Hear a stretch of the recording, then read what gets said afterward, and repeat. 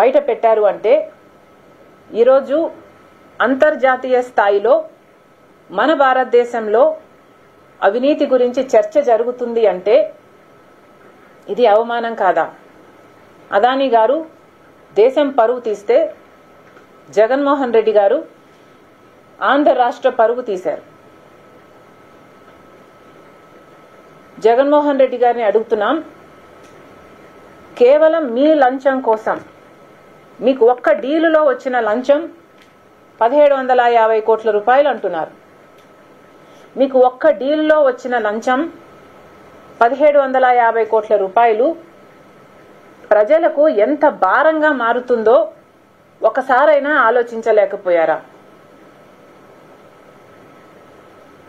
1700 కోట్ల రూపాయలు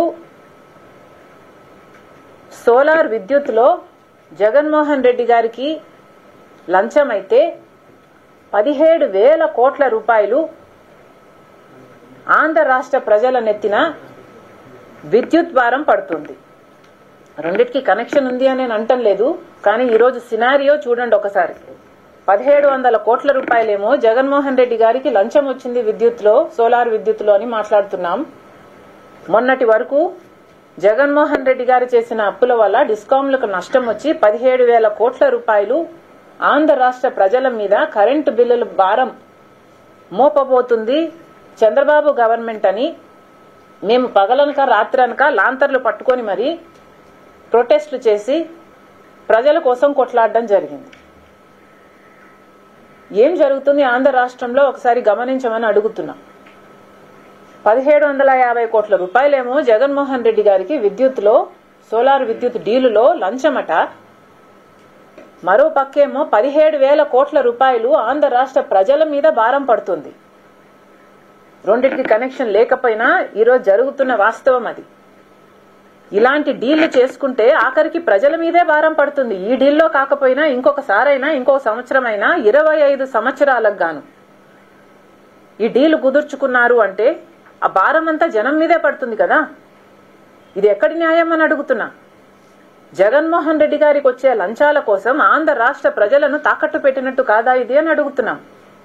యూనిట్ ధర పక్క రాష్ట్రాలకు అదే అదాని పవరు ₹99 అగ్రిమెంట్లు చేసుకుంటే ఆంధ్ర రాష్ట్రంలో మాత్రం ₹2.49 అగ్రిమెంట్లు చేసుకోవడానికి జగన్మోహన్ రెడ్డి గారు ఒప్పుకున్నారు అంటే కేవలం ఈయనకు లంచాలు ఇచ్చినందుకు వల్లే కదా. సో ఈయనకు లంచాలు ఇస్తే ఆంధ్ర రాష్ట్ర ప్రజలను తాకట్టు పెట్టడానికి సిద్ధం. ఇలా యూనిట్కి ఇంత ఎక్సెస్ గా అదనంగా ఇస్తే ఆ భారం మళ్ళీ ప్రజల మీదే పడుతుంది. ఇలా ఎక్సెస్ గా ఇచ్చినందుకు 25 సంవత్సరాలకు గాను దాదాపు 1,00,000 కోట్ల రూపాయలు భారం ఆంధ్ర రాష్ట్రం మీద పడబోతుంది, ఆంధ్ర రాష్ట్ర ప్రజల మీద పడబోతుంది. ఇది అన్యాయం కాదా? జగన్మోహన్ రెడ్డి గారు సమాధానం చెప్పాల్సిన పని లేదా? కేవలం మీకు ఒక్క డీలులో వచ్చే లంచం కోసం ఆంధ్ర రాష్ట్ర ప్రజలను,